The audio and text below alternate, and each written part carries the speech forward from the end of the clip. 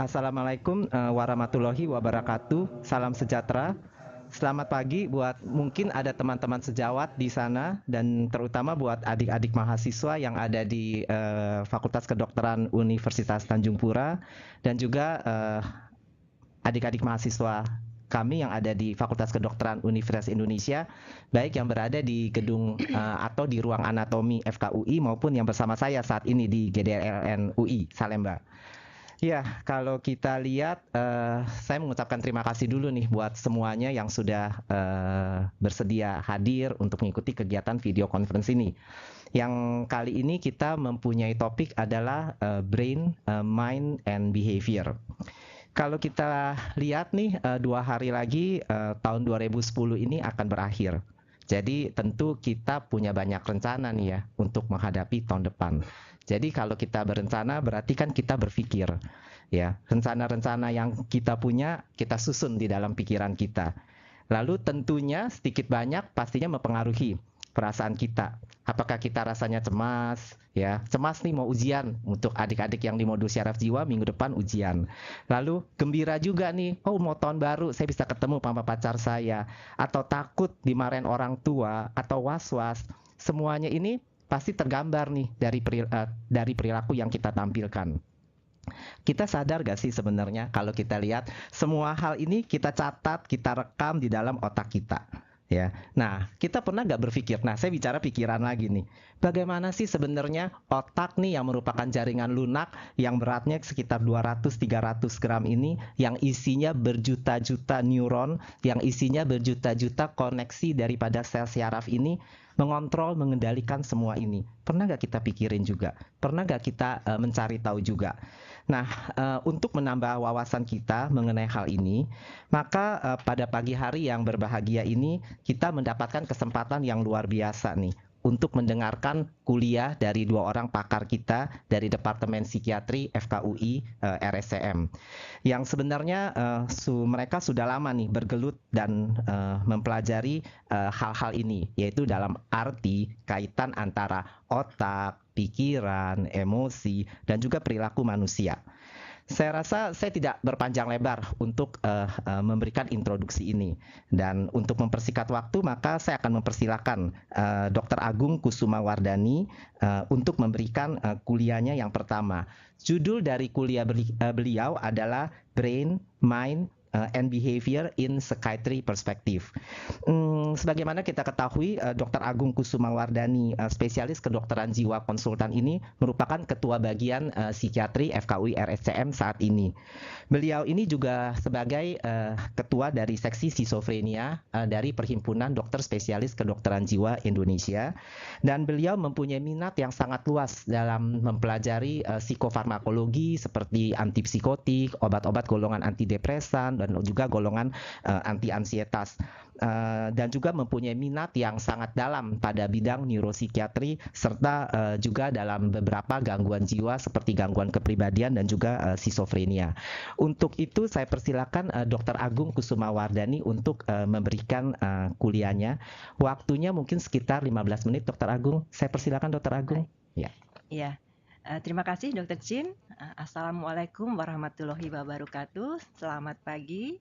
Salam sejahtera untuk kita semua. Mungkin di beberapa tempat saya tidak sebutkan lagi karena tadi sudah disebutkan oleh Dr. Chin. Ya, senang sekali berjumpa dengan Anda pada kesempatan yang langka ini.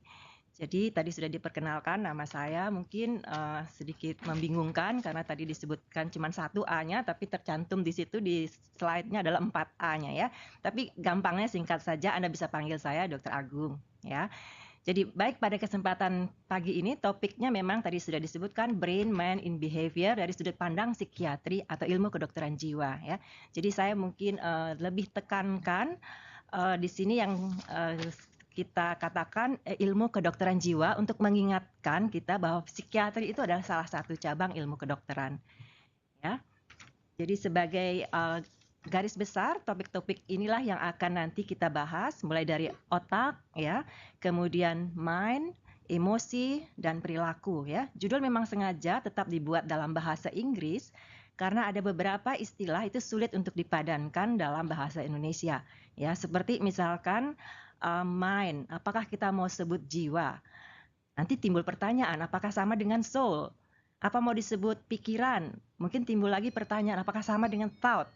Ya, jadi mungkin untuk mempermudah atau menetapkan persepsi kita yang sama, kita tetap sebut saja dengan mind. Mungkin yang paling mendekati itu pikiran ya. Tapi ya kedepannya mungkin mind itu lebih mencakup lebih luas lagi ya.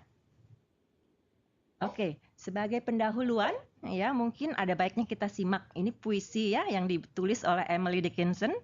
Dia menggambarkan betapa luar biasanya otak kita ini ya, wider than the sky katanya ya, deeper than the sea. Itu menggambarkan kebesaran Tuhan akan ciptaannya ya. Setelah nanti kita tahu ya betapa hebatnya otak kita ya, rasanya kita perlu untuk menghargai dan tentunya perlu mengoptimalkan kapasitas otak kita ya, karena katanya manusia itu atau kita-kita ini hanya menggunakan lebih kurang hanya 10% dari kapasitas otak kita. Ya, jadi kalau mau dibandingkan dengan komputer yang paling canggih ya, mungkin cuma baru beberapa giga saja yang dipakai ya. Jadi masih banyak sekali space yang tersisa untuk kita berkreasi. Ya. Nah, ini dia. Coba kita lihat ya, betapa mencengangkannya otak kita ini ya. Jadi beratnya tuh cuma sekitar 2-4% dari berat badan kita. Ya, terdapat lebih dari 100 juta sel neuron dengan berbagai koneksi dan ratusan neurotransmitter yang bekerja mengatur setiap pergerakan, pikiran, sensasi dan emosi kita. Ya, jadi betul-betul kebesaran Tuhan bagaimana semua itu bisa bekerja sama dengan baiknya sehingga kita bisa ada di sini hari ini, bisa melihat, mendengar dan merasakan apa yang terjadi pada pagi hari ini. Ya.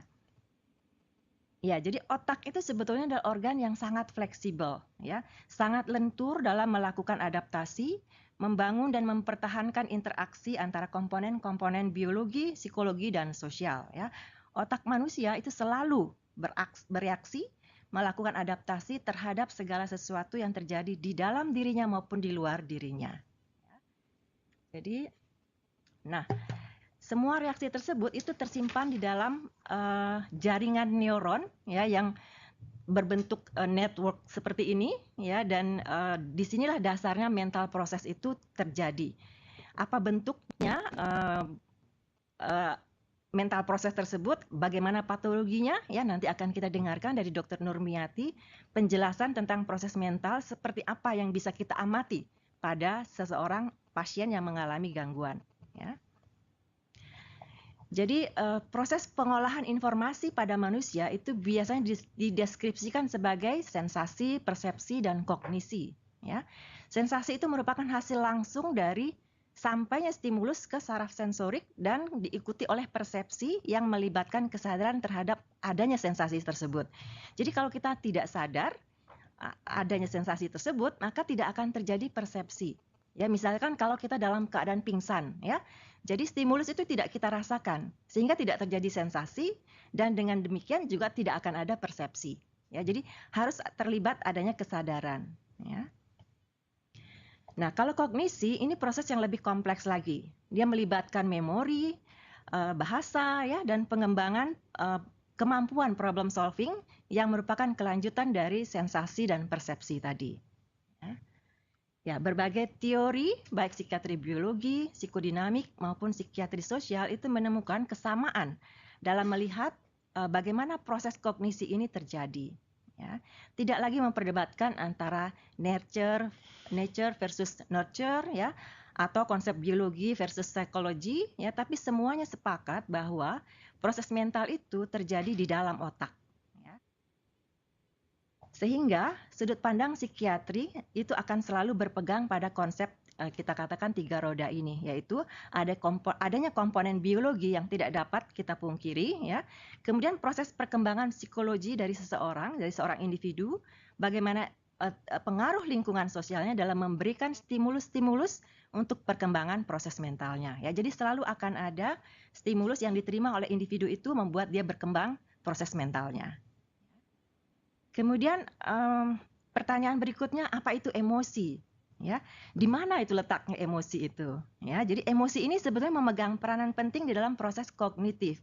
Ya, jadi merupakan proses yang integratif, menghubungkan badan dengan otak, ya, dan sebaliknya, membuat individu terhubung satu dengan lainnya sehingga terjadi kehidupan sosial kita. Ya, jadi bisa kita bayangkan kalau kita sama satu sama lain tidak ada hubungan emosional, ya kayaknya gersang sekali kali ya kehidupan kita, ya semuanya jadi kayak robot gitu, nggak ada koneksi satu dengan yang lainnya. Ya, nah emosi itu terjadi koneksi antara individu yang satu dengan individu yang lainnya. Ya, itu yang membuat kehidupan sosial kita menjadi sangat bervariasi. Ya, coba kita ingat ya, pengalaman-pengalaman yang emosional itu akan mudah sekali di recall atau diingat kembali. Ya, coba Anda mungkin pernah mengalami, saya yakin pernah ya, pada saat Anda jatuh cinta misalkan ya, perasaannya emosinya berbunga-bunga ya, sehingga suatu pengalaman, semua pengalaman yang terkait dengan si dia ini ya akan mudah untuk di-recall. Ya, itu yang namanya emosi. Ya, nah emosi itu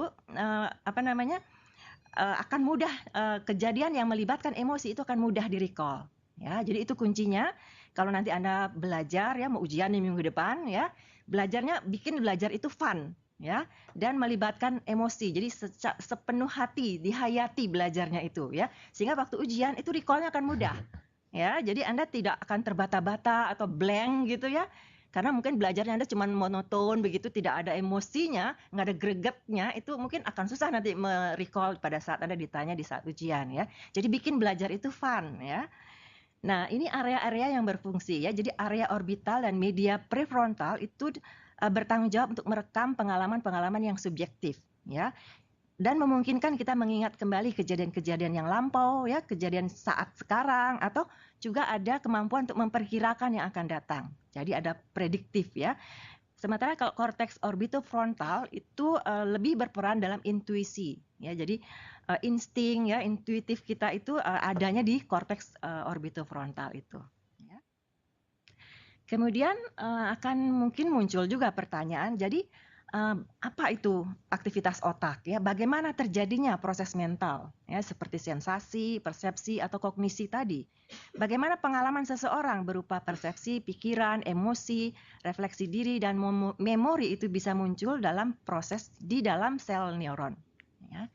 Jadi ide dasarnya sebetulnya adalah bahwa mind itu adalah prosesor atau regulator dari energi dan informasi ya. Energi itu terkandung di dalam sirkuit-sirkuit neuron di otak kita ya. Informasi terkandung di dalam setiap pola aktivasi yang disebut dengan representasi mental di dalam jaringan neuron. Ya, jadi neuron network itu adalah tempat di mana informasi itu terjadi atau terekam ya. Jadi sebagai definisinya, mind itu bisa kita katakan adalah proses yang meregulasi arus energi dan informasi. Jadi arus energi dan informasi yang terjadi di dalam jaringan neuron juga akan teraktivasi pada saat kita berada di antara orang-orang saat kita berinteraksi. Ya, itu proses di mana regulasi energi dan informasi itu terjadi di dalam otak kita. Ya. Oke, ini tadi sudah dibicarakan bahwa otak kita itu memiliki hampir 10-20 miliar sel neuron ya, terhubung dengan hampir 10.000 sel neuron lainnya. Jadi bisa kita bayangkan ya, ada ratusan sampai triliunan koneksi antara satu neuron dengan neuron yang lainnya. Jadi betul-betul seperti sarang laba-laba yang koneksinya mungkin boleh dibilang unlimited ya, countless. Jadi susah sekali kita membayangkan betapa luar biasanya jaringan network neuron kita ini. Jadi ini kita lihat di sini skema untuk bisa mengerti bagaimana proses informasi itu terjadi di otak kita ya. Jadi diawali dari di dalam sel neuron itu akan terjadi energi karena adanya proses di dalam sel ya, ada dari makanan dan oksigen yang masuk itu membuat ada energi di dalam neuron tersebut ya.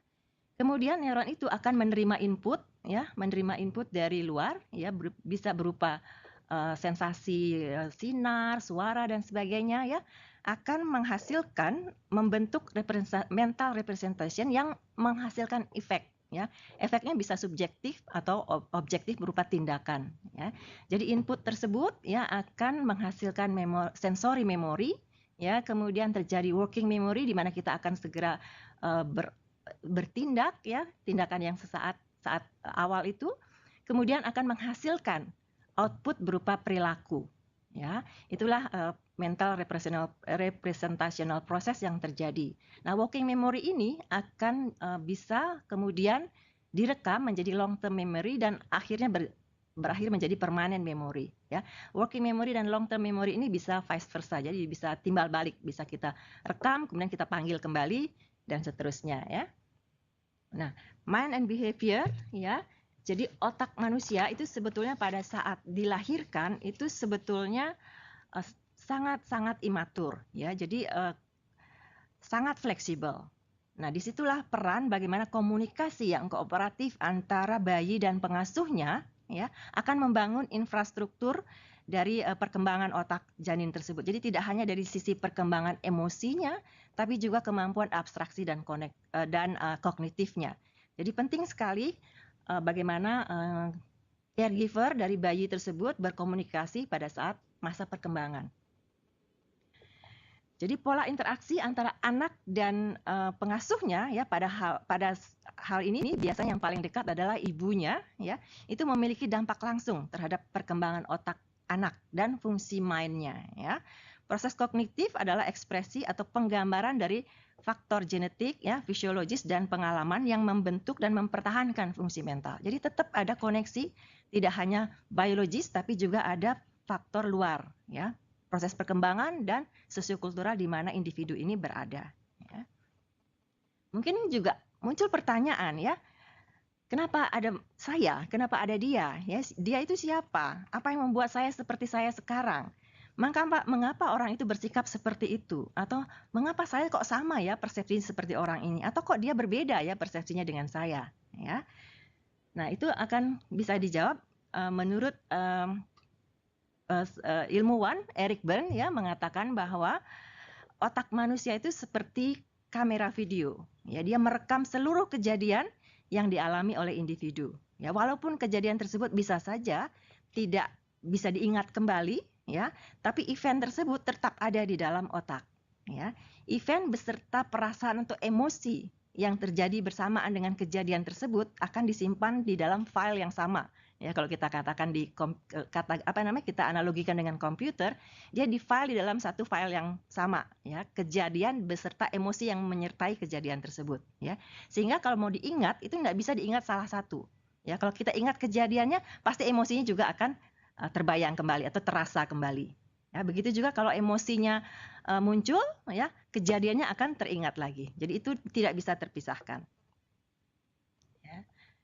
Jadi fungsi mental yang sehat yaitu lentur dari waktu ke waktu, ya, sangat fleksibel, memungkinkan seseorang itu beradaptasi terhadap lingkungan yang selalu berubah. Ya, lingkungan itu selalu berubah, kan kita di sini ruangannya dingin, kalau kita keluar panas, ya, kita juga bereaksi seperti itu. Jadi selalu akan terjadi perubahan dari waktu ke waktu. Nah, kalau kita katakan seseorang mengalami psikopatologi, ya, jadi ada kondisi yang tidak seharusnya, itu bisa disimpulkan bahwa mungkin akan kita bisa lihat adanya suboptimal integrasi dan koordinasi di dalam jaringan neuron. Jadi ada yang tidak fully berfungsi, ya, tidak berfungsi secara optimal di dalam jaringan neuron tersebut sehingga muncul psikopatologi.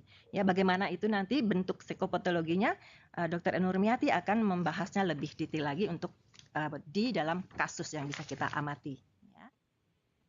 Nah, jadi sebagai kesimpulan, sangat sulit barangkali untuk kita mengerti perilaku manusia tanpa mengerti struktur otak yang mengaturnya. Ya. Jadi dengan mengerti dasar-dasar kinerja dari sel otak yang menjadi kunci kendali dari aktivitas organ-organ tubuh kita, itu mendasari pengertian terhadap kompleksnya perilaku manusia. Ya. Nah, pasien yang menyangkal adanya nyeri, ya, itu tidak akan mencari pertolongan, ya, kalau dia denial, ya, tidak merasakan atau tidak bersedia merasakan adanya nyeri itu, tidak akan merasa perlu untuk mencari pertolongan, ya.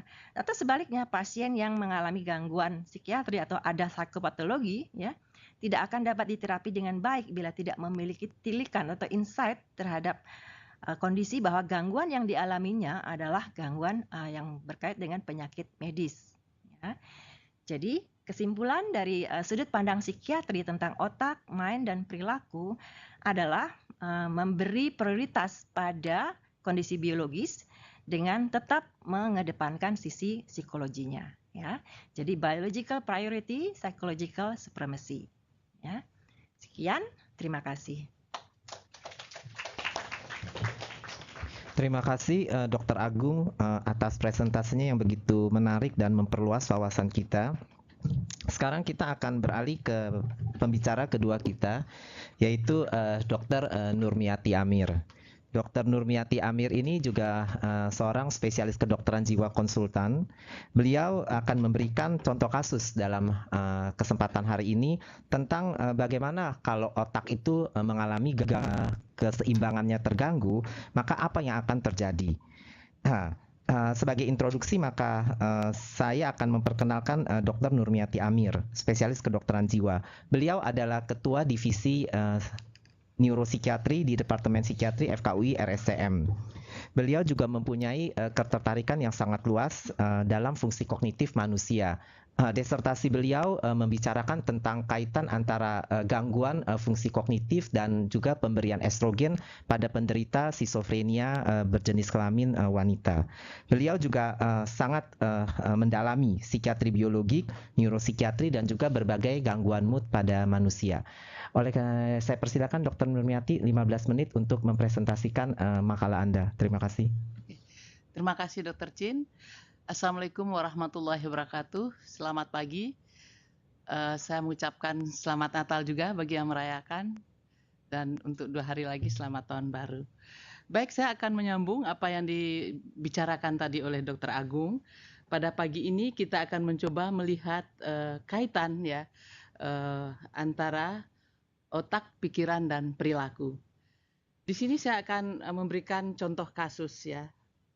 Nyonya N, 37 tahun, menikah, punya 2 anak, ibu rumah tangga, suku Jawa, tinggal di Jakarta, datang dengan keluhan utama, merasa sedih, murung, sering menangis, tidak berminat, isolasi sosial, irritable, malas, nafsu makan kurang, insomnia, gairah seks menurun, tidak bertenaga, putus asa, rasa bersalah, ada ide-ide bunuh diri, konsentrasinya buruk, memorinya juga buruk sejak 2 bulan yang lalu.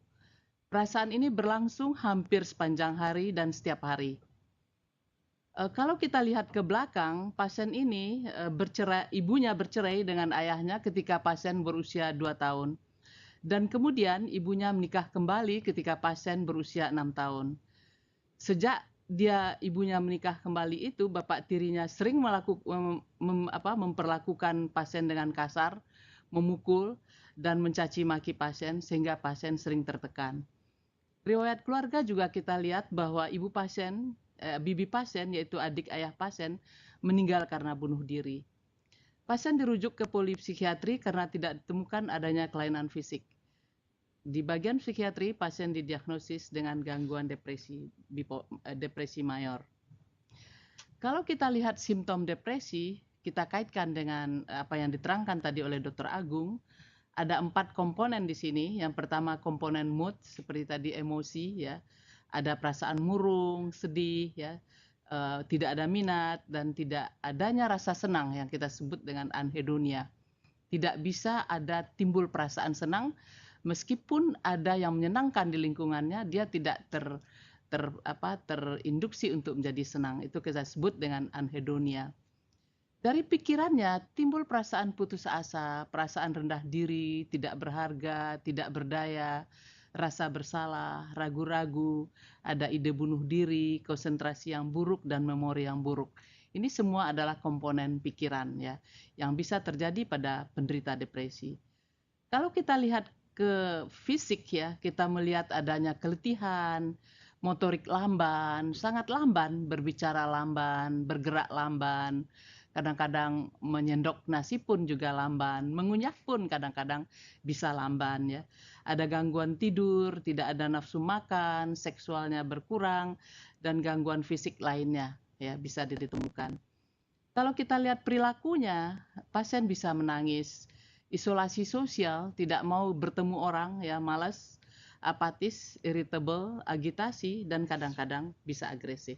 Inilah komponen-komponen depresi ya yang bisa kita lihat keterkaitan antara mood, emosi, ya, pikiran, perilaku, dan juga fisik. Kalau kita lihat regio otak di sini yang terlibat pada depresi, kita melihat adanya regio orbitofrontal cortex, ya. Jadi korteks orbital frontal itu terlibat pada depresi.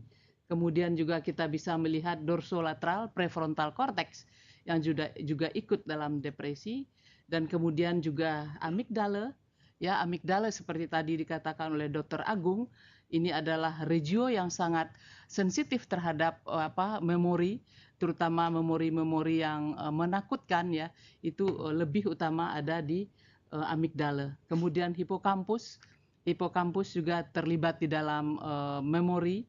Nukleus accumbens ini adalah regio yang terkait dengan rasa senang. Pada penderita depresi tidak bisa lagi ada rasa senang, ya, karena ada gangguan baik fisiologik, struktur, atau neurokimia di nukleus accumbens.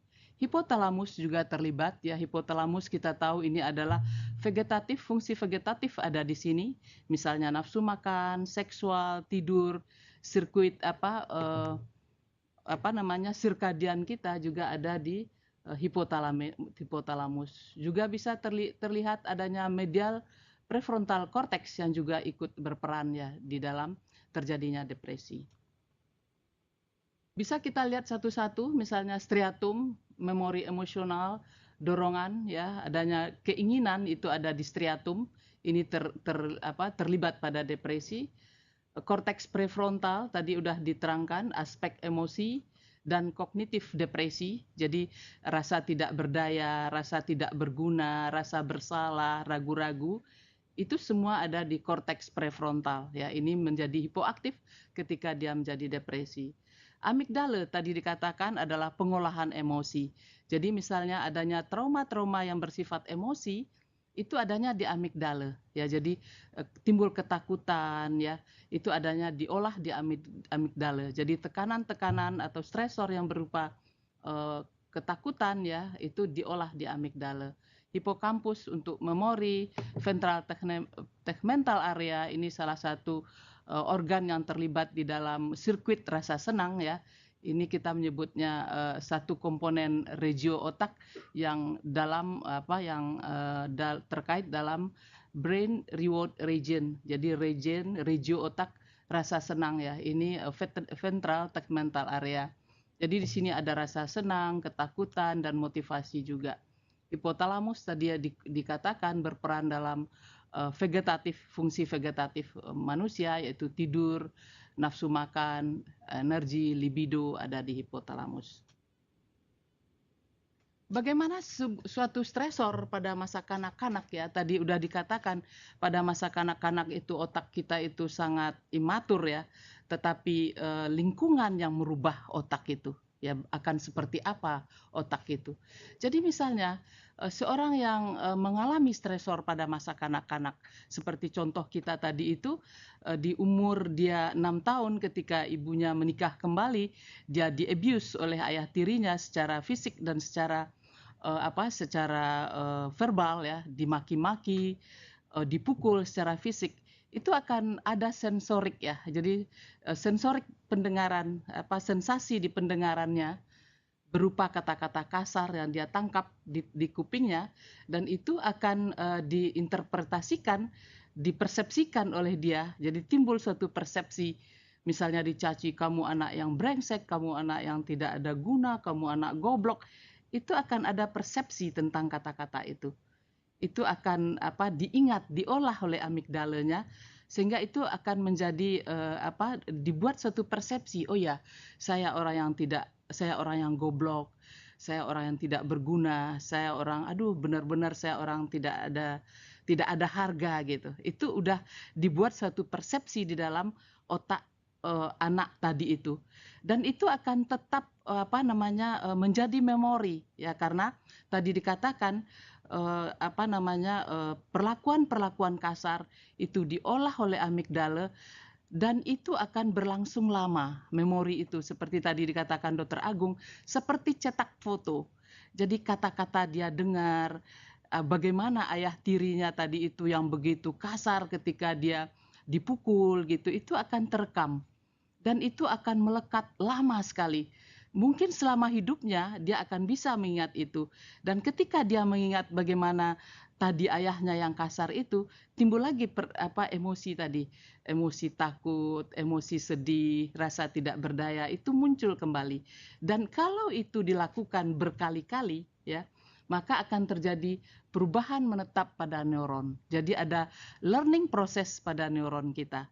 Jadi akan menjadi menetap dan ketika dia menerima perlakuan kasar tadi, apakah itu sexual abuse ya, jadi tidak hanya physical abuse, sexual abuse, terutama yang diterima pada dekade pertama kehidupan, maka orang itu akan terus-menerus mengalami peningkatan SRA. Jadi hipotalamusnya akan terpacu dan akan mengeluarkan hormon stres, corticotropic releasing hormone, dan ini akan terus meningkat.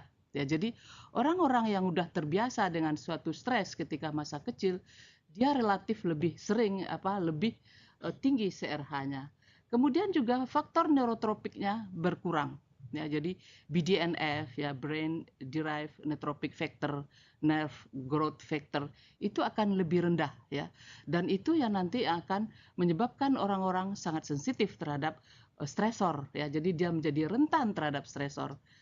Pada suatu saat dia bertemu lagi dengan stresor, mungkin setelah dia dewasa, bertemu lagi dengan stresor, mungkin mempunyai bos yang juga kasar ya, atau stresor fisik. Maka orang-orang yang sudah rentan ini akan kembali mempunyai persepsi, akan kembali mengaktifkan neuron-neuron yang sudah mengalami plastisitas tadi. Jadi neuron-neuron tadi sudah mengalami plastisitas, artinya sirkuit itu sudah berkali-kali terinduksi. Jadi dia sudah belajar, sirkuit itu sudah aktif berkali-kali. Dan itu menimbulkan suatu long term potentiation. Jadi menjadi potensiasi jangka panjang kalau dia berulang-ulang. Dan inilah kalau dia bertemu dengan suatu stresor suatu saat, dia mengalami depresi.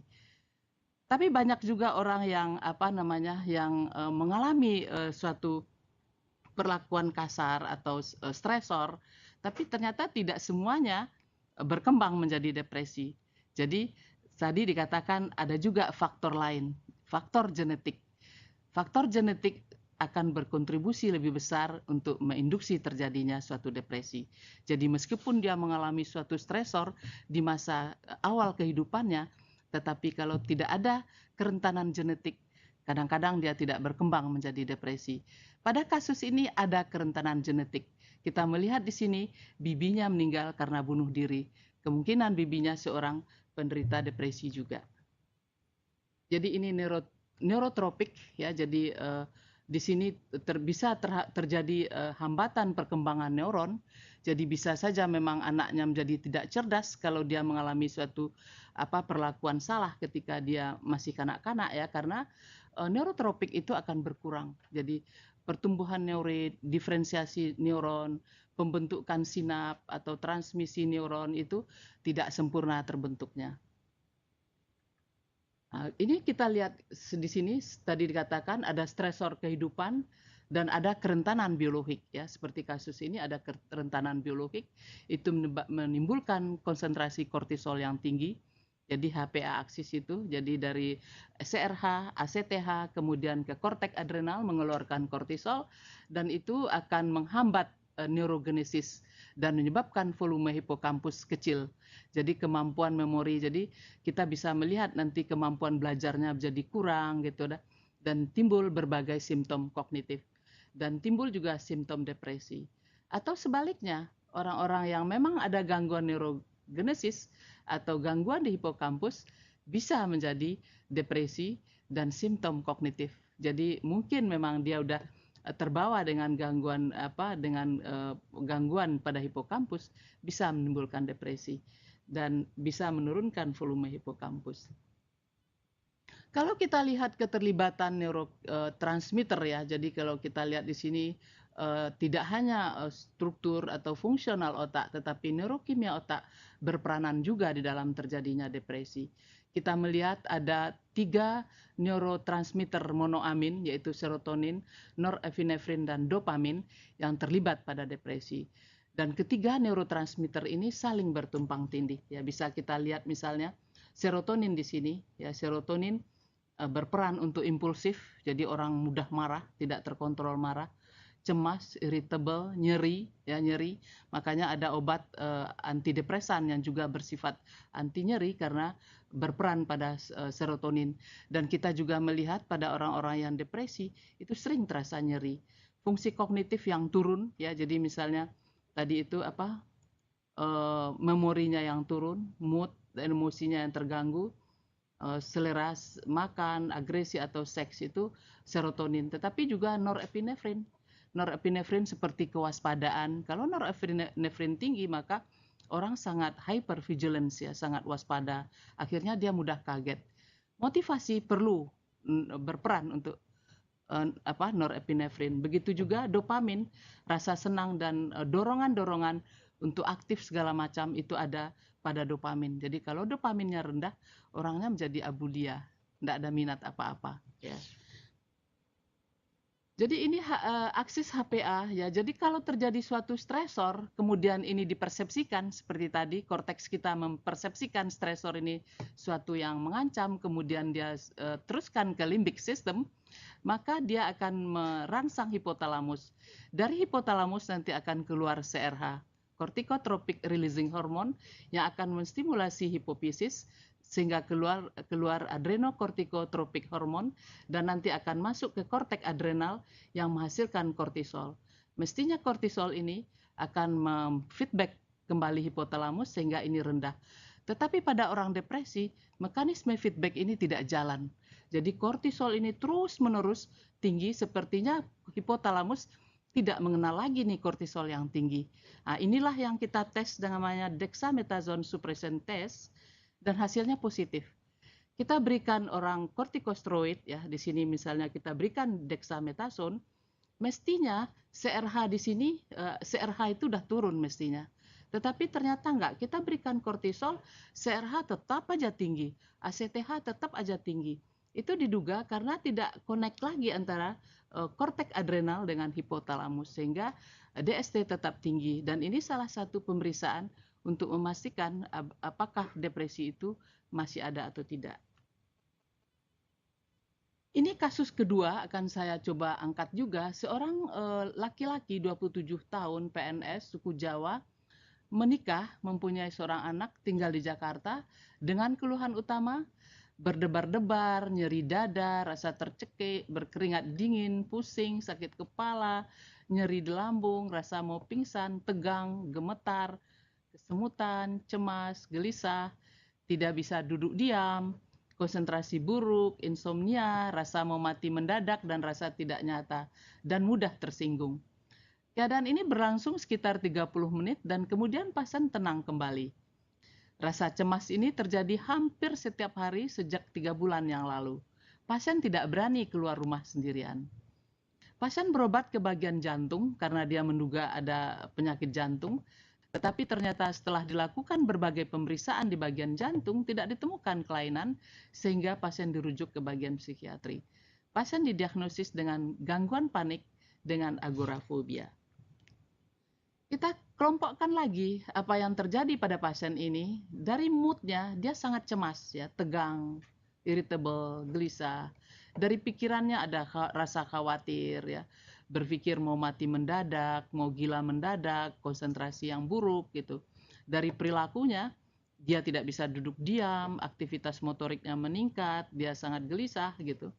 Jadi misalnya kalau orang ketakutan kan nggak bisa diem, dia lebih banyak gelisah. Berdebar-debar dari fisiknya, nyeri dada, rasa tercekik, frekuensi nafas yang cepat, berkeringat, pusing, sakit kepala, nyeri di lambung, rasa mau pingsan, gemetar, kesemutan, tidak bisa tidur, itu keluhan fisiknya. Kalau kita lihat kembali seperti tadi saya terangkan, ya, di sini ada stresor, ya, stresor yang nyata atau imajinasi. Jadi bisa aja benar real stresor Atau kadang-kadang kita bisa mengimajinasikan suatu stresor. Suatu saat saya seperti apa ya, kalau orang tua saya meninggal, saya akan hidup seperti apa. Tidak ada tuh stresor, tapi kita menyatakan ini suatu stresor ya, ketakutan. Ketakutan yang masih berbentuk imajinasi tetap akan berpengaruh kepada amigdala kita, sehingga timbul ketakutan, irritable, antisipasi ya, membangkitkan atau mempertahankan kecemasan. Kalau ini terus-menerus, kita bisa mempertahankan kecemasan yang terus-menerus. Ini akan merangsang locus monoamin kita tadi, seperti noradrenergic di locus coeruleus, dopaminergic ya, terlalu berlebihan dopaminergic kita bisa menjadi menjadi gelisah ya, dan serotoninergic yang juga berlebihan. Kita lihat tadi seperti tadi ya, hipotalamus terstimulasi, akhirnya kortisol, dan bisa berpengaruh kepada jantung. Jadi jantung kita kardiovaskuler berdebar-debar, berpengaruh ke ginjal, berpengaruh ke sistem imun. Jadi imunitas kita bisa turun ya, seperti interleukin ya, itu bisa menurun. Akibatnya orang mudah terserang penyakit ya, daya tahannya turun. Kalau kita lihat beberapa regio otak yang terlibat pada gangguan cemas, misalnya tadi area korteks, terjadi distorsi kognitif. Jadi ketika orang berhadapan dengan suatu stresor yang mencemaskan, misalnya sekarang ada ledakan bom, kita bisa terjadi distorsi kognitif kita. Mestinya kita nggak bisa berpikir. Kalau kita lihat ada kalanya orang kebakaran, yang dibawanya bukan anaknya, justru yang dibawa bantal guling gitu ya. Jadi ada distorsi dari kognitif kita. Jadi kognitif kita tidak baik. Bisa terangsang periaqueductus masa abu-abu, gray matter kita. Kita bisa perilaku membeku, timbul perilaku, mungkin kita ketakutan tapi kita diem aja, tidak bisa lagi bergerak, bisa seperti itu. Atau memang kita bisa lari, atau kita memang bisa menghindar ya, dari bisa perilaku seperti itu. Bisa terkena nukleus parabrachial kita, dan ini akan terjadi hiperventilasi. Jadi orang cemas nafasnya jadi cepat gitu. Semakin cepat nafasnya, maka oksigenasi ke otaknya semakin turun, maka semakin cemas dia. Jadi terjadi hiperventilasi. Kemudian kalau kita lihat di hipotalamus lateral, terjadi hiperaktivitas simpatis. Nah, ini yang aktivitas simpatis yang mengeluarkan norepinefrin, jantung berdebar-debar, tekanan darah naik ya. Ini kemudian hipotalamus, terjadi aktivasi endokrin seperti tadi, mungkin semua endokrin kita kena ya, kelenjar keringat, orang berkeringat bisa kena semua endokrin. Kemudian juga bisa kena nukleus vagus atau gangguan GI tract ya, misalnya kenapa orang cemas, kalau dia udah cemas dia bisa mencret, dia bisa kencing tiap sebentar gitu ya, bisa pengaruhnya ke nukleus vagus dan dorsomotorik. Nukleus caudal pontin, orang mudah kaget, striatum, orang hiperaktif motorik. Orang cemas tidak bisa duduk diam deh gitu. Gimana mau diam, memang hormon stres itu mempengaruhi striatum sehingga orang bergerak terus ya. Ini dia ya, kalau kita lihat ya, semua ansietas dan depresi itu akan mempengaruhi hipotalamus, amigdala, locus coeruleus gitu ya, ACTH, sampai semua sistem metabolik ya, berpengaruh kepada tulang ya, berpengaruh kepada penumpukan lemak ya, ke sistem imun, semua itu akan terkait ya. Kalau kita lihat misalnya locus coeruleus yang terletak di batang otak ya, di sini, maka akan keluar norepinefrin, kemudian memacu amigdala dan hipokampus, timbul gejala cemas dan ketakutan. Kalau dia ke medula adrenal, maka keluar norepinefrin, akan terjadi otot yang menegang, organ-organ visceral seperti jantung segala macam yang berdebar, ya bisa terjadi. Jadi dari pertemuan ini bisa saya simpulkan, misalnya dari kasus pertama, pasien dengan episode depresi mayor mengalami stresor pada masa kanak-kanak, dan stresor inilah yang akan mempengaruhi otaknya, mempengaruhi persepsinya, mempengaruhi perilakunya, dan mempengaruhi fisiknya. Kemudian dari kasus yang kedua, kasus yang bermanifestasi seperti orang sakit jantung, ternyata dia mengalami gangguan panik. Di sini stresor menyebabkan aktivitas aksis HPA dan simpatomedulari sehingga keluar norepinefrin dengan keluhan-keluhan sistem kardiovaskuler, terjadi perubahan pikiran, terjadi perubahan perilaku, dan perubahan fisik. Justru itu manusia perlu kita lihat secara komprehensif. Demikianlah, Assalamualaikum warahmatullahi wabarakatuh.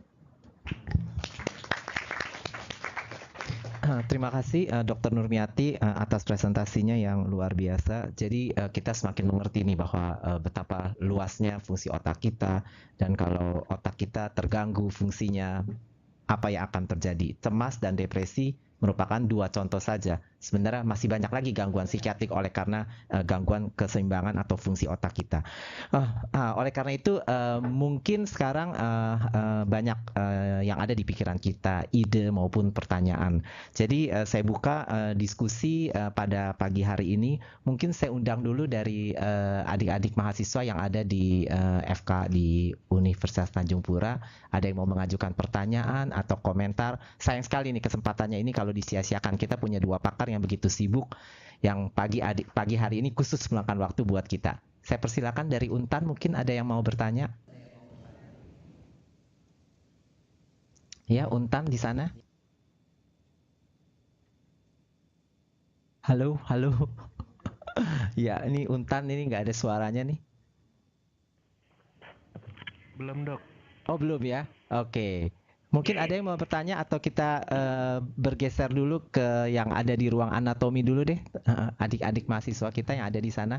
Saya persilakan siapa yang mau mengajukan pertanyaan.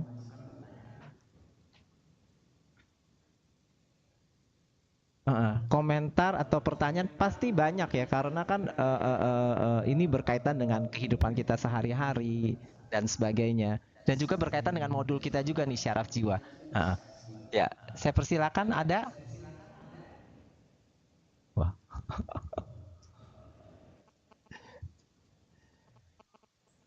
Oke, masih berpikir-pikir, masih berbincang-bincang. Kalau gitu, ya masih mengolah, otaknya masih dipakai untuk mengolah. Mungkin dari GDLN dulu deh kalau gitu.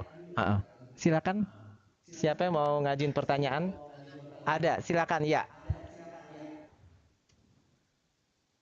Langsung aja kali ya.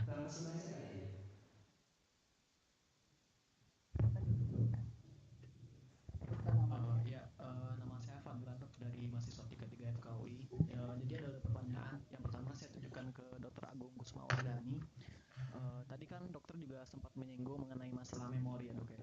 Yang ingin saya tanyakan sebenarnya bagaimana sih memori itu diolah dan disimpan di dalam otak, dalam bentuk apa? Terus perbedaan antara long term memory dan short term memory itu dalam secara dilihat dari aspek neuropsikiatrinya seperti apa? Kemudian yang kedua, pada Dr. Nurmiati, kan beberapa kasus kekerasan yang dilakukan oleh orang pada waktu dewasa tidak terlepas dari pengalamannya pada waktu kecil. Misalnya mungkin kita lihat pengalaman kekerasan seksual gitu. Seringkali orang yang mengalami kekerasan seksual, yang melakukan kekerasan seksual pada waktu dewasa itu karena dia juga diperlakukan seperti itu atau pada waktu kecil. Yang ingin saya tanyakan, mengapa sih ada kecenderungan orang seperti itu gitu? Apakah ada bagaimana itu bisa terjadi pada orang seperti itu gitu? Terima kasih. Ya, terima kasih atas pertanyaannya. Ya, ini pertanyaan yang luar biasa nih, Dr. Agung. Bagaimana nih tentang memori kita nih? Disimpan di mana? Apa itu long term dan short term memory? Saya persilakan, Dr. Agung. Iya, terima kasih pertanyaannya. Rupanya tadi menyimak dengan baik ya. Jadi kalau kita lihat tadi ada salah satu slide yang menunjukkan bagaimana informasi itu diproses ya di dalam otak kita. Jadi memori itu disimpannya di mana gitu ya, di salah satu area di otak kita, di hipotalamus ya. Jadi bentuknya apa? Disimpannya dalam bentuk apa? Tadi pertanyaannya begitu ya. Jadi kalau kita mikir disamakan dengan komputer, jadi disimpannya dalam bentuk apa ya?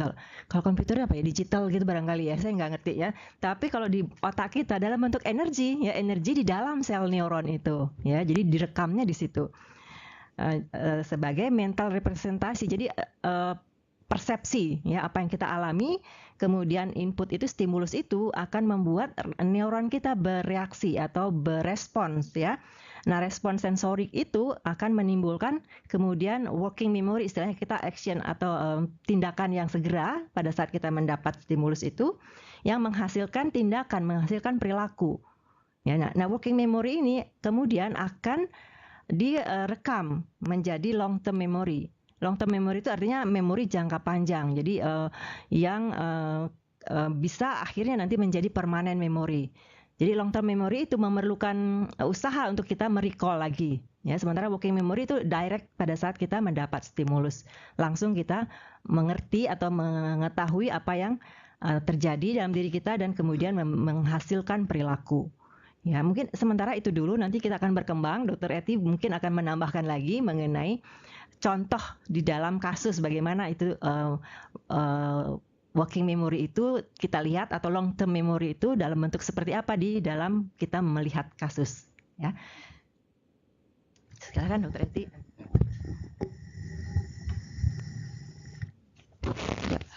Jadi apa namanya, bagaimana misalnya sekarang saudara belajar ya mendengarkan ini kan saudara menangkapnya dalam bentuk working memory ya, jadi sejenak. Dan itu kalau pada malam hari saudara tidur kemudian terjadi konsolidasi, ketika kita tidur itu terjadi perubahan-perubahan protein.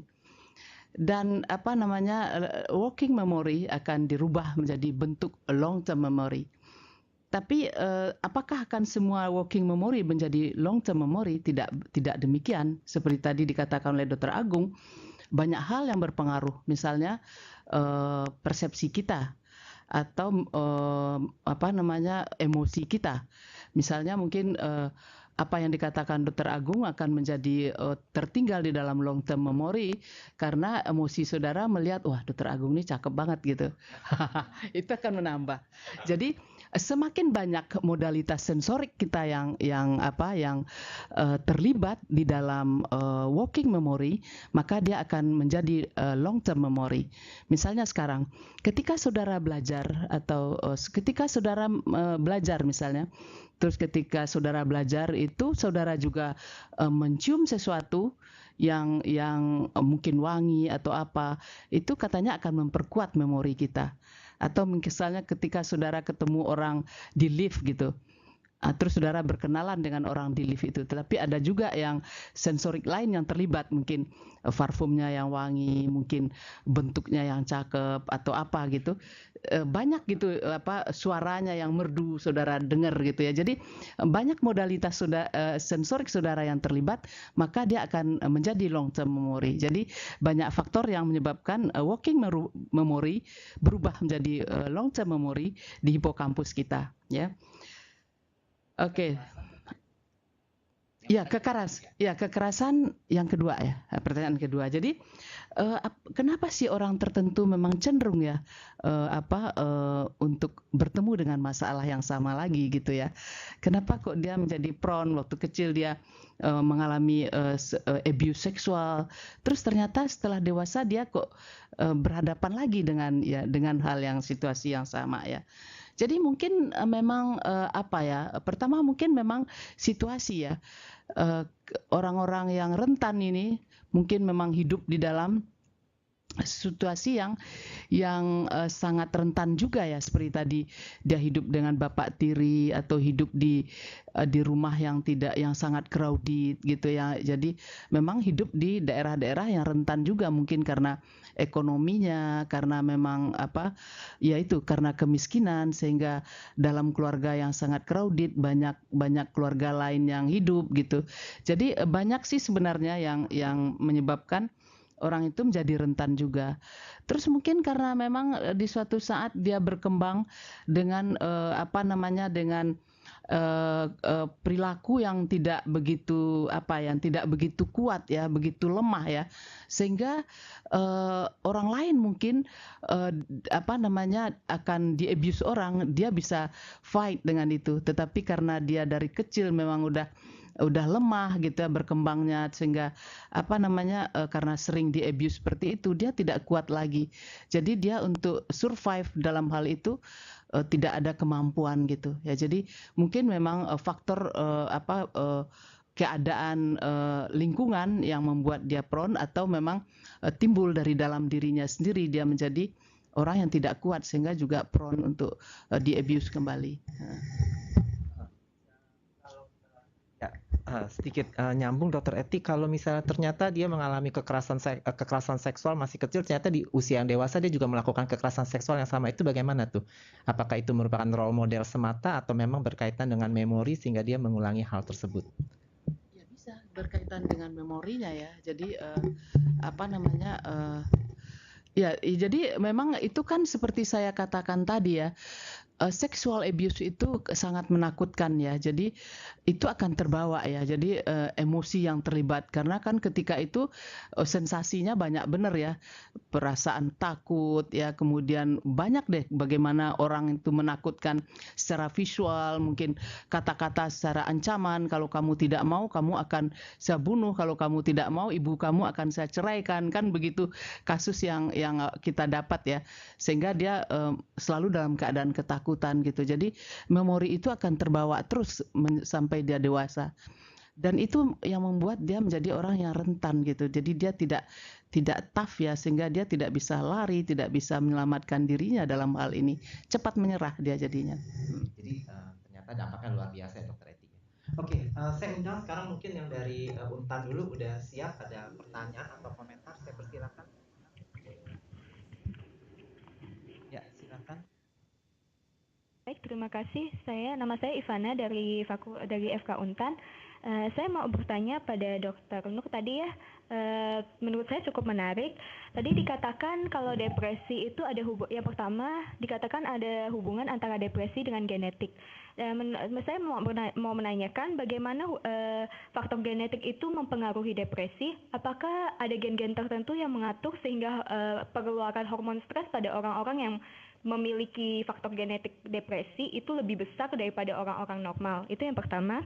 Yang kedua, saya ingin menanyakan tentang tadi dikatakan kalau orang-orang yang kecenderungan pada masa kecilnya itu punya depresi gitu ya, maksudnya dapat tekanan, dapat abuse dari kecil, itu dia akan lebih cenderung berkembang jadi depresi pada saat besarnya. Nah, saya ingin menanyakan kalau bagaimana kasus pada orang-orang yang tinggal di daerah yang rawan perang seperti itu. Kalau rawan perang itu kan dari kecil mereka udah dapat tekanan, jadi tingkat depresinya itu semakin meningkat gitu kan. Seharusnya pada saat besar itu mereka lebih cenderung mudah depresi. Tapi kalau menurut nalar saya, kalau kita orang-orang yang tinggal di daerah damai, terus kita pergi ke daerah yang lebih banyak perangnya seperti itu, kita akan cenderung lebih mudah depresi daripada orang yang dari awalnya udah tinggal di daerah perang. Apakah ada mekanisme adaptasi seperti itu? Saya ingin bertanya.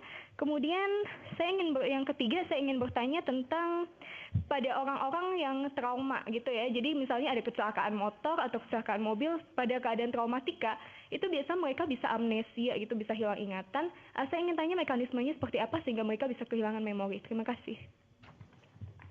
Ya, silakan Dokter Eti, ini pertanyaan yang luar biasa ya, yang sangat menarik bagi saya, bahwa bagaimana kaitan depresi dengan genetik dan sebagainya. Silakan Dokter Eti. Ya, pertanyaan Ivana sangat menarik ya. Jadi dikatakan bahwa depresi itu penyebab pasti sampai saat ini kan belum diketahui ya. Jadi multifaktorial. Tapi beberapa faktor yang berkontribusi seperti tadi dikatakan faktor genetik, stresor di masa kanak-kanak, atau perubahan dalam neurokimia otak ya, itu berperanan dalam terjadinya depresi. Tapi kalau kita lihat ya, depresi itu dilakukan penelitian, misalnya dalam penelitian family study gitu ya. Ternyata memang depresi itu ditemukan lebih sering pada orang-orang yang dalam keluarganya juga ada penderita depresi. Itu dalam family study. Kemudian juga dilihat dalam penelitian monozigot dan dizigot, dibandingkan bahwa depresi itu lebih sering pada yang monozigot dibandingkan dengan yang dizigot. Jadi monozigot itu concordance, dua-dua menjadi depresi dibandingkan dengan yang dizigot. Jadi itu menunjukkan bahwa depresi itu lebih genetik dibandingkan dengan lebih ada faktor genetiknya. Meskipun demikian, tidak semua yang monozigot itu concordance, artinya dua saudaranya yang sama itu menderita depresi. Tidak semuanya, ternyata ada juga yang tidak. Itu menunjukkan bahwa faktor lingkungan juga berpengaruh. Jadi tidak semua memang genetic factor ya berperan. Jadi dikatakan bahwa genetic factor ini nanti yang akan berpengaruh ya terhadap otak itu. Jadi membuat otak itu neurokimia itu sangat sensitif ya. Jadi perubahan fisiologis, perubahan ringan dari struktur malah dikatakan. Jadi perubahan struktur yang ringan itu tidak terlihat seperti kasar dengan imaging ya, tetapi dengan pewarnaan dikatakan bisa terlihat perubahan. Struktur misalnya perubahan dalam bentuk hubungan sinaps ya, dalam bentuk arsitektur dari sel saraf itu sendiri itu berbeda antara orang yang tidak ada genetic faktornya dengan yang ada genetic faktornya. Dan ini dilihat dari penelitian otopsi ya, bukan dilihat dari penelitian imaging. Jadi dilihat dengan pewarnaan di sel sarafnya bahwa orang-orang yang genetic factor dinyatakan bahwa dia sudah terbawa dari kecil itu perubahan-perubahan dalam neuronnya, dalam struktur neuronnya yang nanti akan berpengaruh kepada neurokimia juga dari otak itu sendiri, sehingga kalau dia berhadapan dengan suatu stres, maka dia lebih rentan untuk terjadinya depresi. Terus kemudian bagaimana dengan apakah ada mekanisme adaptasi? Iya. Jadi suatu stresor itu belum tentu itu akan dianggap akan menimbulkan suatu distress atau penderitaan. Bisa juga stresor itu akan menjadi pengalaman yang membuat kuatnya mekanisme defense-nya, pertahanannya. Jadi manusia itu sendiri juga mempunyai suatu mekanisme defense. Jadi pengalaman justru kadang-kadang membuat kuatnya suatu mekanisme defense. Jadi bisa aja memang orang-orang yang berada di daerah konflik ternyata dia menjadi lebih kuat. Jadi seperti saya katakan tadi, tidak semua orang-orang yang menerima suatu stresor dia akan menjadi depresi. Tapi kalau dia ada kerentanan terhadap depresi itu, maka memang kemungkinannya lebih tinggi untuk menderita depresi dibandingkan orang-orang yang tidak mempunyai kerentanan. Jadi stresor itu bisa berdampak positif, yaitu akan membuat kita menjadi lebih kuat ya, jadi terhadap suatu stresor.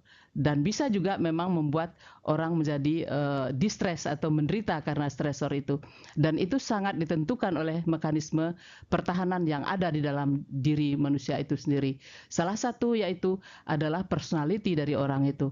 Kalau personality-nya itu betul-betul matang, maka dia akan bisa beradaptasi dengan suatu stresor. Tapi kalau personality-nya itu memang tidak matang, maka stresor akan menimbulkan penderitaan bagi dia. Jadi memang bisa aja kita yang tidak terbiasa dengan suatu stresor ya, dan kita tidak mempunyai kematangan di dalam personality, kita masuk ke dalam daerah konflik, ya kemungkinan kita akan terinduksi menjadi depresi atau menderita akibatnya lebih besar ya. Tapi kalau kita mempunyai suatu mekanisme pertahanan yang kuat, meskipun kita masuk ke daerah suatu konflik, kita tidak akan menderita. Jadi ada dua hal yang menyebabkan orang itu sakit atau tidak. Besarnya stresor tadi atau kuatnya mekanisme pertahanannya. Meskipun stresor itu besar, kalau mekanisme pertahanannya kuat, maka dia tidak akan sakit. Meskipun stresor itu kecil, kalau mekanisme pertahanannya itu lemah, maka dia akan sakit. Mekanisme pertahanan itu adalah pengalaman yang pertama, jadi kemampuan dia beradaptasi dengan stresor-stresor yang pernah dialami dan personalitinya. Kalau kedua ini baik, walaupun stresor besar, maka dia tidak akan sakit. Terus yang ketiga, bagaimana caranya, maksudnya individu yang mengalami trauma peristiwa traumatik? Ya, jadi seperti sesaat ya. Jadi PTSD itu adalah stresor yang sifatnya katastrofik ya. Jadi ada dua stresor, dependent stresor, independent stresor. Dependent stresor itu biasanya karena memang dia perlakuan kesalahan kita, misalnya perceraian, artinya manusia itu sendiri. Tapi kalau independent stressor, misalnya gempa bumi atau tsunami seperti kemarin, yang akan menjadi PTSD itu adalah stresor yang katastrofik ya. Jadi stresor yang semua orang akan menderita kalau berhadapan dengan stresor itu. Ketika stresor itu kita menghadapi suatu stresor, kita berhadapan dengan suatu stresor, maka seperti tadi, hormon stres kita bisa banjir keluarnya. Kalau hormon itu banjir keluarnya, misalnya epinefrin kita berlebihan keluarnya, maka daya ingat kita akan hilang. Jadi kita tidak akan bisa mengingat apa-apa. Jadi kemampuan mengingat kita akan buyar di situ. Tidak akan ada memori. Jadi kita akan, karena ketakutan yang udah luar biasa, akhirnya hilang memori itu. Jadi kita bisa melihat pada orang PTSD adanya penumpulan dari memori. Jadi tumpul memorinya jadinya. Sebenarnya tidak menambahkan, hanya sedikit untuk membuat lebih komprehensif pemahamannya ya. Tadi itu sebenarnya salah satu contoh pertanyaan yang mencakup komponen biologik, psychological development, dan sosiokultural ya. Jadi tadi kan kasusnya contohnya bagaimana seseorang yang mempunyai kerentanan genetik, yaitu dari komponen biologisnya. Ya, kemudian kenapa kok tidak semua orang mengalami peristiwa yang sama, hasilnya berbeda-beda? Ya, itu didasari oleh adanya perbedaan proses perkembangan dari masing-masing individu itu. Ya, jadi ada psychological development-nya yang berbeda-beda. Sensasi atau persepsi awal yang dia terima tentang situasi lingkungannya berbeda ya, sehingga responsnya juga jadi berbeda untuk di kemudian hari pada saat bertemu dengan stresor yang sama, tapi responnya bisa berbeda-beda ya. Juga tadi faktor sosial kultural yang tadi yang kasus di tempat rawan konflik dan sebagainya, yaitu faktor lingkungan yang membentuk individu tersebut ya, membuat daya tahan tertentu terhadap orang tersebut ya. Jadi disinilah mungkin kesimpulan dari sudut pandang kita psikiatri terhadap kasus yang mengalami gangguan ya. Jadi kita tetap prioritas untuk melihat faktor biologisnya ya, tapi tidak mengenyampingkan proses psychological-nya ya. Mungkin itu saja tambahan untuk merangkum saja apa yang tadi sudah dijelaskan secara detail oleh Dr. Nurmiati. Iya, terima kasih Dr. Agung dan Dr. Nurmiati yang atas pertanyaan. Mungkin ada lagi, saya undang yang dari ruang kuliah anatomi, mungkin udah ada apa yang mau ditanya. Ya, silakan. Ya, ada yang dari ruang kuliah anatomi? Kelihatannya tenang-tenang saja di sana. Belum ada. Ya. Silakan mempersiapkan dulu. Mungkin saya undang lagi yang dari GDLN, satu pertanyaan terakhir dari masing-masing station. Silakan. Ya. Ya, silakan. Assalamualaikum warahmatullahi wabarakatuh. Selamat pagi untuk seluruh peserta video conference. Terima kasih atas kesempatannya. Saya Kevin dari tingkat 3. Ada 2 pertanyaan di sini. Yang pertama mungkin untuk Dr. Agung. Tadi dokter menyatakan bahwa manusia hanya menggunakan 10% otak ya dok. Sebenarnya sejauh mana penelitian mengenai hal ini? Kalau misalnya benar 10% baru 10% yang dimanfaatkan, 90% yang belum dimanfaatkan itu terletak di bagian mana dari otak? Dan yang kedua mungkin menyambung pertanyaan terkait amnesia. Sejauh penelusuran yang saya dapatkan, amnesia kan terbagi jadi amnesia retrograd dan amnesia anterograd. Sebenarnya yang mekanisme patogenesis apa yang bisa menyebabkan adanya pembedaan menjadi amnesia retrograd dan anterograd ini dok? Terima kasih. Ya, silakan Dr. Agung, gimana nih dok? Kemarin 90% lagi. Iya. Itu sebenarnya menggambarkan betapa luar biasanya otak kita ya. Dengan 10% kapasitas saja yang kita pergunakan, kita sudah seperti sekarang ya. Tapi ini ada, saya tidak tahu penelitiannya bagaimana ya, tapi saya pernah baca bahwa Einstein saja itu tidak mempergunakan lebih dari 10% dari otaknya, kapasitas otaknya. Jadi yang jenius aja gitu ya, kita kategorikan jenius, itu ternyata masih banyak yang belum dipakai kapasitas otaknya ya. Jadi sebetulnya kelenturan otak itu begitu rupa, jadi kayak spons gitu ya. Jadi banyak sekali sebetulnya dia mampu menampung memori atau kejadian-kejadian yang bisa diolah ya. Jadi sesuatu hasil olahan pikiran kita, ya. Terus ada juga yang mengatakan bahwa semakin banyak stimulus yang kita terima dari berbagai sensori kita, ya, dari pendengaran, dari penglihatan, itu akan membuat rekaman memorinya lebih bagus, ya. Jadi kalau kita mengikuti kuliah, ya, dengan hanya mendengar suara saja, hasilnya akan berbeda dalam kekuatan pengingatnya dibandingkan kalau ada visualnya, ya. Jadi kalau Anda mengikuti kuliah ada visualisasi dari yang dikuliahkan, itu akan membuat, ditambah dengan suara, itu akan membuat memori yang lebih dalam, ya, sehingga makin banyak yang bisa diingat, ya. Kalau Anda hanya membaca sendiri di rumah, ya, hasilnya mungkin tidak akan sama dengan kalau Anda mengikuti kuliah bersama-sama teman-teman, ya, kemudian ada bercanda dengan teman-teman, jadi ada emosi yang terjadi di antara Anda dengan teman Anda, itu memorinya akan teringat lebih bagus. Ya, jadi kalau Anda belajar berkelompok, ya, ada candanya, ya, ada mungkin ejek-ejekannya, ya, tapi itu akan lebih melekat, ya. Jadi bikin belajar itu fun gitu. Jadi melekatnya lebih banyak, ya. Dan mungkin itu memang diberikan demikian oleh oleh Tuhan, ya.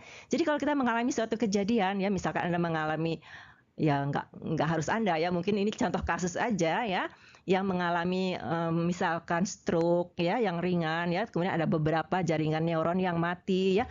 Ternyata mereka bisa lagi pulih. Kenapa? Karena ada neuron yang lain yang belum aktif sebelumnya itu diaktifkan. Ya, jadi dengan fisioterapi dan lain sebagainya, neuron-neuron yang tadinya dormant aja, diam aja, nggak berfungsi, itu menjadi diaktifkan. Ya, mungkin memang itu dibuat demikian rupa supaya kita tetap punya kapasitas yang untuk mengatasi kalau terjadi kejadian-kejadian yang tidak diharapkan, ya. Tapi bagaimana metode penelitiannya, mungkin saya tidak bisa jelaskan, saya juga lupa, ya, gimana itu ininya. Tapi yang saya pernah baca itu seperti itu, ya. Jadi Einstein saja itu hanya menggunakan sekitar 10% dari kapasitas otaknya. Kemudian pertanyaan tentang amnesia, ya. Saya rasa sih mekanismenya sama saja, cuman yang dikatakan retrograd sama antegrad itu hanya menunjukkan memori mana yang hilang atau memori mana yang tidak bersedia diingat atau di lock gitu, ya. Emosinya yang mana yang lebih kuat sehingga tidak bisa di-recall kembali memorinya. Mungkin itu yang bisa saya jawab. Terima kasih. Mungkin Dokter Eti ada tambahan, silakan Dokter Eti. Ya, jadi tadi ditanyakan mengenai amnesia, ya. Jadi amnesia ada anterograd, ada yang retrograd. Jadi seperti kita seperti kita menulis, ya, di dalam komputer ini. Kalau misalnya komputer kita udah rusak, misalnya tidak bisa men-save lagi, ya, yang lama tuh akan masih ada, dan itu biasanya ada di hipokampus. Jadi kalau hipokampus kita masih utuh, biasanya yang hal-hal lama akan masih tersimpan di situ. Itu yang kita sebut long term memory. Jadi pada orang amnesia misalnya, yang sebelumnya akan dia ingat. Tetapi kalau misalnya korteks kita rusak, terutama di prefrontal cortex, maka working memory tidak akan ada, tidak ada yang bisa kita save lagi. Jadi yang ke depan tidak ingat apa-apa lagi. Jadi kalau kita lihat misalnya pada orang-orang yang kecelakaan, rusak misalnya di depan, mungkin dia tidak bisa mengingat yang baru, apapun diberi pengetahuan tidak ada yang akan melekat. Tapi kalau kita suruh bercerita yang lama masih bisa, ya. Jadi sama juga misalnya dengan orang demensia, memori jangka lamanya sih masih utuh. Misalnya kakek-kakek, nenek-nenek masih bercerita tentang zaman Jepang gitu. Tapi kalau kita tanya tadi pagi udah makan belum? Belum makan, dia nggak tahu karena tidak korteknya tidak udah terjadi kerusakan. Terus tapi yang kita lihat di psikiatri itu ada namanya amnesia psikologik. Itu karena karena suatu konflik yang begitu besar, dia tidak ingin mengingat hal itu, terjadi penyangkalan yang luar biasa, dan itu keluar dari jiwa kita. Jadi suatu mekanisme di dalam jiwa kita tidak melupakan hal itu. Jadi bisa terjadi, kita sebut dengan amnesia psikologik. Terima kasih. Mungkin saya undang dari Untan sebagai pertanyaan terakhir karena kita juga ada keterbatasan waktu. Silakan dari Untan, mungkin masih ada. Iya, masih ada, Dok. Ya, masih ada? Masih. Silakan. Nama saya Felix, jadi saya ingin bertanya beberapa pertanyaan, Dok, mengenai perilaku antara pria dan wanita itu kan berbeda. Seperti kita ketahui, beberapa literatur mengatakan bahwa estrogen pada pria pun ditemukan dan sepertinya mengatur beberapa sirkuit di otak. Nah, sebenarnya bagaimana sih estrogen ini mempengaruhi sirkuit otak manusia, baik pria dan wanita, dan seberapa jauh efeknya pada pria dan wanita? Seperti yang kita ketahui kan pada wanita kan ketika PMS, premenstrual syndrome, itu kan perubahan hormonal terjadi dan terkadang mengakibatkan gangguan emosi juga. Nah, sebenarnya efek mana yang lebih besar sih antara kadar estrogen kemudian dibanding dengan serotonin, dopamin ataupun norepinefrin pada wanita? Mana yang lebih kuat efeknya pada wanita seperti pada masa PMS? Kemudian yang kedua mengenai memori. Tadi kan dikatakan bahwa memori tidak bisa kita recall secara sadar, tapi dapat kita recall secara tidak sadar. Nah, sebenarnya mekanisme recall memori yang tidak sadar ini bagaimana mekanismenya, Dok? Melalui jarak yang seperti apa? Dan kira-kira bagaimana mencetuskannya? Kemudian pertanyaan ketiga, ini di TV-TV kan terkadang ada film-film yang menayangkan tentang pencucian otak. Itu sebenarnya pada kenyataannya itu apakah memang bisa dilakukan, Dok, atau tidak? Kalaupun bisa, apakah itu dapat mekanismenya, kira-kira hipotesisnya gimana untuk dilakukan hal itu?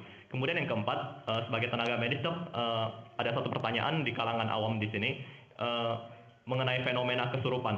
Jadi sebenarnya kesurupan itu apakah bisa dijelaskan secara medis mekanisme yang terjadi secara mind and behavior? Apakah jarak yang seharusnya berjalan antara sensasi, kemudian integrasi dan motorik terjadi, itu apakah terjadi juga pada orang kesurupan? Dan kita sebagai tenaga medis, kalau misalnya datang pasien seperti itu, tantangan kita itu, kita ditantang untuk bersikap seperti apa untuk menanganinya, Dok? Terima kasih. Ya, ini atas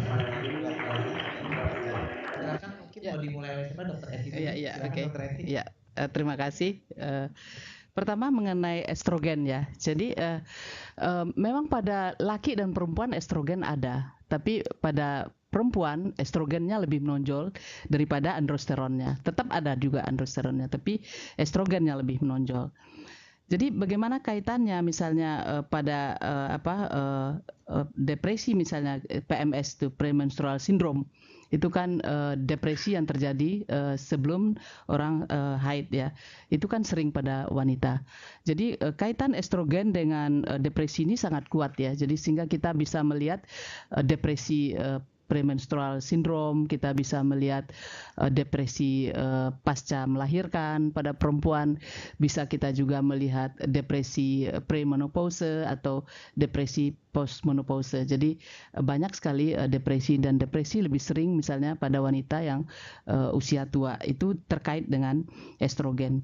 Bagaimana hubungan antara estrogen dengan serotonin? Jadi sebenarnya estrogen ini berkaitan dengan serotonin.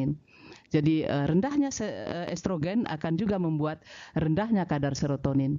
Kadar serotonin yang rendah itu yang akhirnya menimbulkan depresi. Terus kemudian bagaimana dengan pencucian otak ya?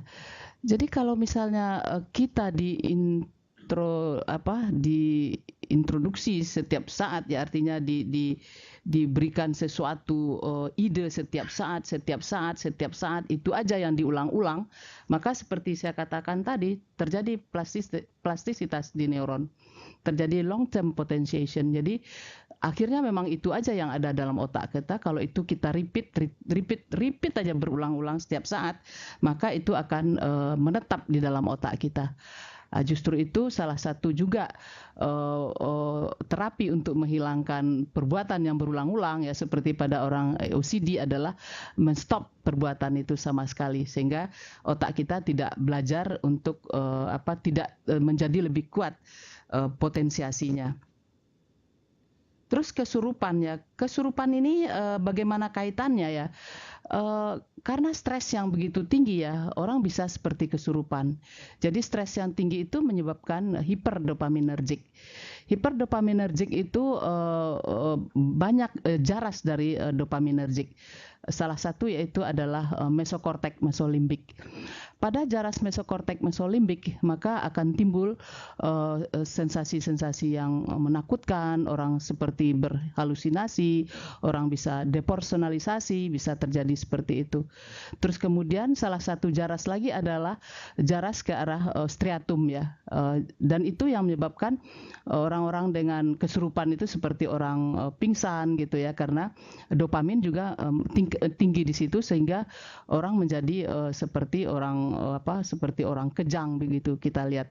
Jadi sebenarnya kesurupan itu suatu fenomena yang ada di dalam masyarakat ya, yang ada faktor budayanya, tetapi secara biologik kita melihatnya bahwa itu sangat mirip dengan terjadinya psikotik sejenak ya, karena kadang-kadang orang itu seperti berhalusinasi, kadang-kadang orang itu seperti berwaham, mengatakan ada yang masuk ke dalam tubuhnya, dan kita melihat adanya perilaku-perilaku yang ketakutan atau motorik yang bisa berlebihan, kadang-kadang seperti orang kejang yang kita lihat ya. Itu sangat terkait dengan aktivitas jaras dopamin di jaras-jaras dopamin tersebut.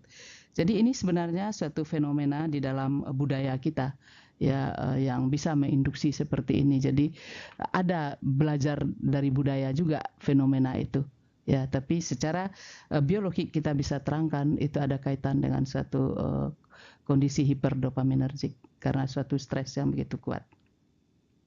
Ada Go? Pertanyaan lain yang satu lagi yang mengenai memory recall, bagaimana mekanisme? Saya kurang paham nih pertanyaan. Kita mengingat kembali ya. Jadi apapun yang ada. Jadi kan kita mempersepsi, kemudian kita tangkap suatu informasi, kemudian kita lakukan suatu encoding ya informasi itu, terus kemudian kita lakukan pengolahan informasi, dan kemudian itu kita simpan informasi itu sebagai informasi atau memori jangka lama. Terus kalau kita mau mengingat suatu memori, maka jalur itu akan aktif kembali. Jadi kan udah terbentuk suatu network ya, satu sirkuit ya. Jadi tidak hanya satu sirkuit. Jadi misalnya sirkuit itu tadi apa aja, seperti tadi apa emosinya, apa persepsinya yang terkandung di situ. Maka ketika kita mengingat itu kembali, maka sirkuit itu akan bergetar kembali. Jadi sirkuit yang sama akan bergetar kembali dan kita akan menjadi ingat. Jadi kalau kita mau mengingat dalam jangka lama, maka kita harus berulang kali membuat sirkuit yang sama itu bergetar kembali. Jadi dengan arti kata kita harus mengulang dan mengulang.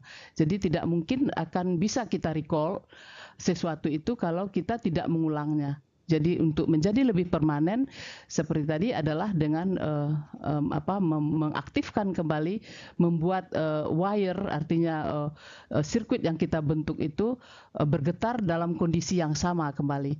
Jadi misalnya sekarang kita mengingat sesuatu, kita mengimajinasikannya. Jadi misalnya saudara akan mengingat misalnya Einstein itu siapa, saudara mungkin mengimajinasikan Einstein itu terletak di pojok ruangan ini misalnya. Terus saudara mau ingat apa dari Einstein ini, terus nanti saudara bayangkan lagi Einstein ada di pojok ruangan ini. Itu kaitkan dengan apa yang saudara mau ingat. Nanti bayangkan lagi. Dan ketika saudara mau mengingat apa yang dikatakan Einstein, saudara akan muncul lagi Einstein yang ada di pojok ruangan yang mempermudah saudara untuk mengingatnya. Jadi itu membuat mengimajinasikan sesuatu, artinya membuat satu konsep imajinasi itu akan membuat memori itu akan semakin kuat. Jadi tidak hanya sekedar menghafal, tapi membuat sirkuit-sirkuit, semakin banyak sirkuit yang saudara buat dan semakin berulang sirkuit itu saudara gunakan dengan teknik yang sama, maka sirkuit itu akan bereaksi, artinya sirkuit itu akan aktif ketika Anda mengingatnya dan itu akan memperdalam ingatan Anda.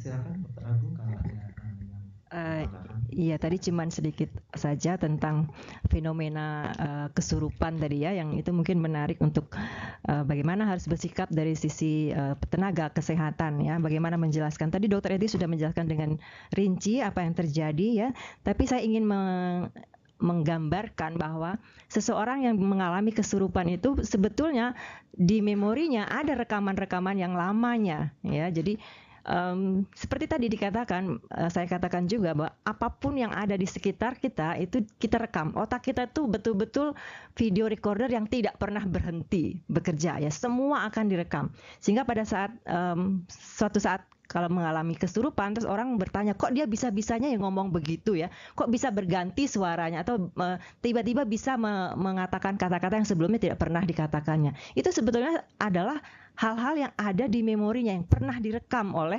rekaman otaknya, ya. Jadi semua itu tidak akan pernah lepas, tidak akan pernah hilang. Apapun yang pernah didengar, dilihat ataupun dirasakan yang direkam oleh otak itu selalu ada di dalam memori kita, ya. Hanya saja ada kesadaran atau ada di mekanisme inhibisi yang membuat kita kadang-kadang tidak bisa mengingat lagi atau tidak meniadakan ingatan tersebut karena mungkin berkait dengan emosi-emosi tertentu yang tidak mau dirasakan, ya.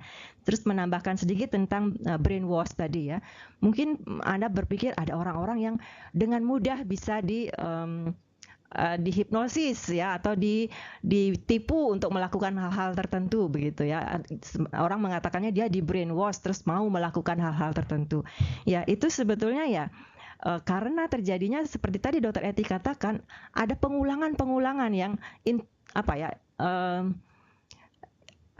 istilahnya terus menerus diberikan informasi tersebut yang dilibatkan dengan emosinya. Jadi seseorang itu diberi informasi berulang-ulang, kemudian dibuat demikian rupa sehingga dia merasakan emosi yang luar biasa terhadap informasi itu. Nah, itulah yang akan menjadi rekaman di dalam dirinya yang akhirnya menjadi dia bertindak sesuai dengan informasi yang dia terima itu, ya. Mungkin Anda mengaitkannya dengan seseorang ya kok mau-maunya gitu ya menjadi pembawa bom, ya, menjadi teroris yang bersedia mati untuk sesuatu yang mungkin itu yang dimasukkan ke dalam ingatan atau memori dari orang itu, ya, yang terus-menerus dimasukkan dikaitkan dengan emosinya, ya, sehingga itulah perilaku yang keluar dari individu tersebut. Jadi betul-betul kita bisa melihat di sini betapa kompleksnya otak kita, ya, hubungannya antara masa perkembangan kita, bagaimana kita memiliki defense, ya, mekanisme pertahanan secara psikologik, ya,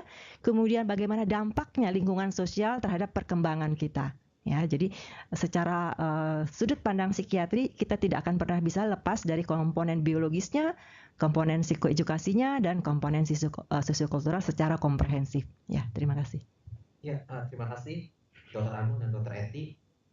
Saya tahu bahwa mungkin masih banyak pertanyaan ya di dalam teman-teman ini semua. Tapi karena keterbatasan waktu maka kita tidak bisa lebih lama lagi. Karena masing-masing pembicara ini mempunyai kesibukan yang luar biasa. Jadi sebagai kesimpulan dari topik video conference kita pada pagi hari ini yang berjudul Brain, Mind, and Behavior, dapat saya simpulkan bahwa otak memang merupakan organ yang sangat luar biasa dan juga sangat fleksibel. Dia mengorganisasikan semua aspek biologi, aspek psikososial, aspek kultural yang datang kepadanya, kemudian diintegrasikan di dalam otak semuanya ini, lalu outcome-nya atau output-nya adalah perilaku kita, pikiran kita, reaksi emosi kita, juga persepsi kita pada dunia sekitar kita ini. Dan kita lihat bahwa kalau terjadi gangguan keseimbangan, apakah itu keseimbangan psikososial dalam kehidupan seseorang, ataupun gangguan keseimbangan dari biologik otak itu sendiri. Sebagai contoh, Dr. Eti mengemukakan tentang gangguan keseimbangan neurotransmitter, baik dopamin, serotonin, GABA, norepinefrin. Dr. Agung juga menyinggung-nyinggung tentang perubahan psikososial seseorang, hidup dalam peperangan, hidup dalam kekerasan.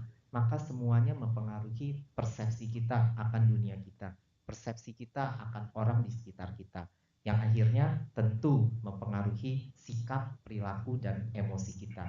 Dan sehingga kalau mengalami gangguan yang terus-menerus, tentu dia akan jatuh dalam kondisi gangguan mental. Apakah itu depresi, skizofrenia, cemas, dan sebagainya.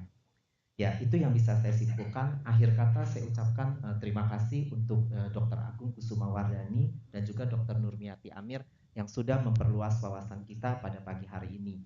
Tak lupa juga saya ucapkan terima kasih kepada adik-adik mahasiswa kita yang sudah meluangkan waktunya untuk belajar lebih banyak lagi pada pagi hari ini. Dan akhirnya saya ucapkan selamat tahun baru 2011, semoga kita bertambah